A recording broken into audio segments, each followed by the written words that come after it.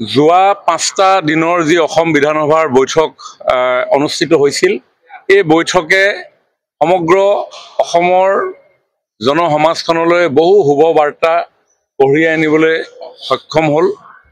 মই ভাবোঁ যে এই 5দিনীয়া অসম বিধানসভাৰ এই বৈঠকত লোৱা সিদ্ধান্তই যোৱা বহুকেইটা বিধানসভাৰ সিদ্ধান্ততকৈও কিছু পৃথক, কিছু অনন্য আছিলে। কাৰণ দীৰ্ঘদিন ধৰি অসমৰ জনসাধাৰণে বিভিন্ন বিষয় উত্থাপন কৰি আহিছিল। তেওঁলোকৰ সামাজিক স্বাভিমান ৰক্ষাৰ কাৰণে, তেওঁলোকৰ অৰ্থনৈতিক পৰিকাঠামো নিৰ্মাণ কৰাৰ কাৰণে, নিজৰ আকাংক্ষাসমূহ বাস্তৱ ৰূপ দিবৰ কাৰণে, আৰু এইবাৰ বিধানসভাই অতি গুৰুত্ব সহকাৰে এই গোটেই বিষয়বিলাক আলোচনা কৰি চৰকাৰে এইসমূহ বিধানসভাত আইন প্ৰণয়নৰ দিশে আগুৱাই লৈ গ'ল। বহুকেইটা বিষয় নিষ্পত্তিৰ দিশে আগুৱাই লৈ গ'ল। তাৰ ভিতৰত অন্যতম যে চাহ জনগোষ্ঠী আদিবাসী সমাজে দীৰ্ঘদিন ধৰি তেখেতসকলে বাগিচাত ব্যৱহাৰ কৰি অহা, ঘৰ হিচাপে ব্যৱহাৰ কৰি অহা সেই মাটিডোখৰ তেওঁলোকৰ অধিকাৰলৈ এতিয়া ৰূপান্তৰিত কৰিবৰ কাৰণে এটা ঐতিহাসিক সিদ্ধান্ত আমাৰ চৰকাৰে গ্ৰহণ কৰিলে, যাৰ ফলত চাহ বাগিচা অঞ্চলত বসবাস কৰা প্ৰায় 14 লাখ জনসাধাৰণ আজি ভূমি অধিকাৰ পাবলৈ সক্ষম হ'ব।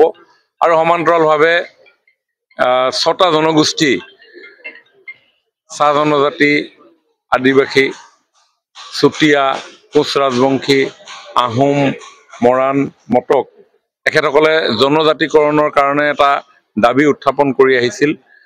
গোটেই বিষয়টো যথেষ্ট কঠিন আছিল, কিন্তু আমাৰ চৰকাৰে মাননীয় মুখ্যমন্ত্ৰী হিমন্ত বিশ্ব শৰ্মা ডাঙৰীয়াই বিষয়টো খুব গভীৰভাৱে অধ্যয়ন কৰি চৰকাৰৰ কেইবাজনো মন্ত্ৰীক এই বিষয়ে চোৱা চিতা কৰিবৰ কাৰণে এটা গোট গঠন কৰি দিছিল। আৰু সেই মন্ত্ৰী গোটে কেওটা জনগোষ্ঠীৰ এই দীৰ্ঘদিনৰ তেওঁলোকৰ এই দাবীক বাস্তৱায়িত কৰিবৰ কাৰণে এখন প্ৰতিবেদন বিধানসভাৰ মজিয়াত দাখিল কৰিলে, কেবিনেটত দাখিল কৰিলে, আৰু কেবিনেটৰ পৰা যোৱাকালি বিধানসভাৰ মজিয়াত দাখিল কৰা হ'ল। আৰু পৰৱৰ্তী সময়ত কেন্দ্ৰীয় চৰকাৰে এই বিষয়ত সিদ্ধান্ত গ্ৰহণ কৰিব।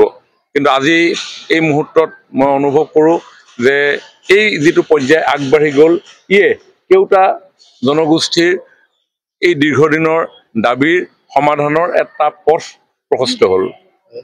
হৰণত দেখা পোৱা গৈছিলে অখিল গগৈৰ লগত বিভিন্ন কথা।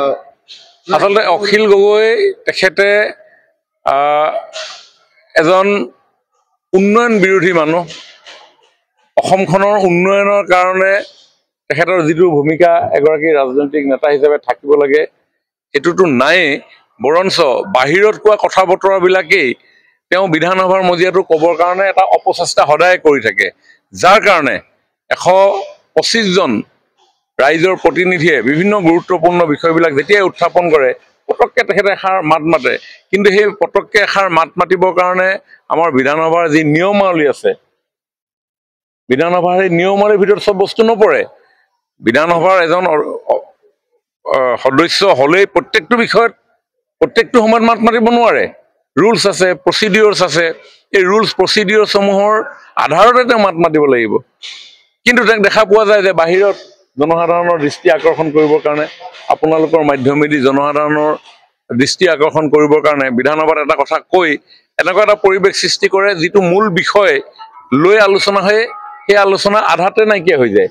কেতিয়াবা এনেকুৱা হয় এডজৰ্ণলৈকে গুচি যায়, আৰু যেতিয়াই এডজৰ্ণৰ পৰ্যায়ত গুচি যায় তেওঁক বহিষ্কাৰ কৰে, আৰু বহিষ্কাৰ কৰাৰ লগে লগে তেওঁ সেইটোক কোৱালিটি হিচাপে ভাবি লয়। বহিষ্কাৰ কৰাটো যে লাজৰ কথা সেই কথাটো তেওঁ নাভাবে। তেওঁ ভাবে যে বহিষ্কাৰ কৰাটো তেওঁৰ কাৰণে গৌৰৱৰ কথা, আৰু লগে লগে বাহিৰত আহি মিডিয়াৰ সন্মুখত তেওঁ গৌৰৱেৰে মোক বহিষ্কাৰ কৰিছে বুলি কয়। আচলতে যে তেওঁৰ প্ৰত্যেকটো বহিষ্কাৰে এখন বৃহৎ সমাজৰ আশা আকাংক্ষাক যোৱা দিনবিলাকত ধূলিসাৎ কৰিলে সেই হিচাপ নিকাচবিলাক এতিয়া হ'ব।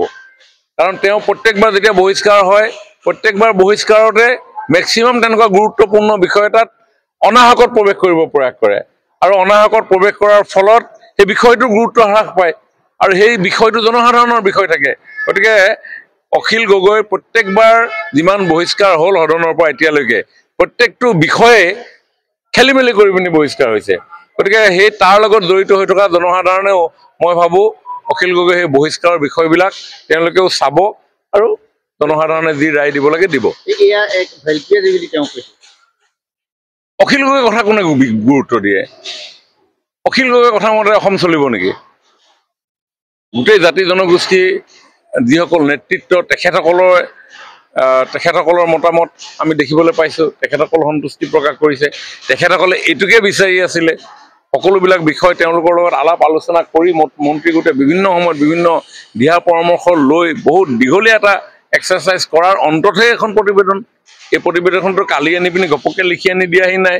গতিকে অখিল গগৈটো কি কয় সিয়ে জানিব। অখিল গগৈ তেওঁ এই কিবা মাজতে এইটো ফাইল লৈ ওলাই ঘূৰি আছিলে, ক'ৰবাত আন্দোলন কৰে, কেইদিনমানৰ পিছত আন্দোলনবিলাক বন্ধ হয়, তাৰ অন্তৰালত কাহিনীবিলাক কি? গতিকে জনসাধাৰণৰ আৱেগ অনুভূতিক জড়িত হৈ থকা, স্বাভিমান জড়িত থকা এটা বিষয় ইমান গুৰুত্ব সহকাৰে আগুৱাই গৈছে। তেওঁ তাত টুপি বুলি ক'ব বিচাৰিছে, তেওঁ তাত জাপি বুলি ক'ব বিচাৰিছে। তেওঁ শব্দবিলাকতো সেইবিলাক, কাৰণ তেওঁ জানে যে ভাৰতীয় জনতা পাৰ্টীয়ে ইমান দায়িত্ব সহকাৰে এই কামটো কৰিলে চৰকাৰখনে, তাৰ ফলত এইসকল ৰাইজে ভাৰতীয় জনতা পাৰ্টীক মৰম কৰিব, আশীৰ্বাদ কৰিব আগন্তুক ইলেকশ্যনত। গতিকে দেখিছে তেওঁৰ সান্দহ খোৱা বাতি তল গৈছে। গতিকে এইকেইদিন তেওঁ ভ্ৰম বকিব, আৰু ভ্ৰম বকি কি হয় নাজানো।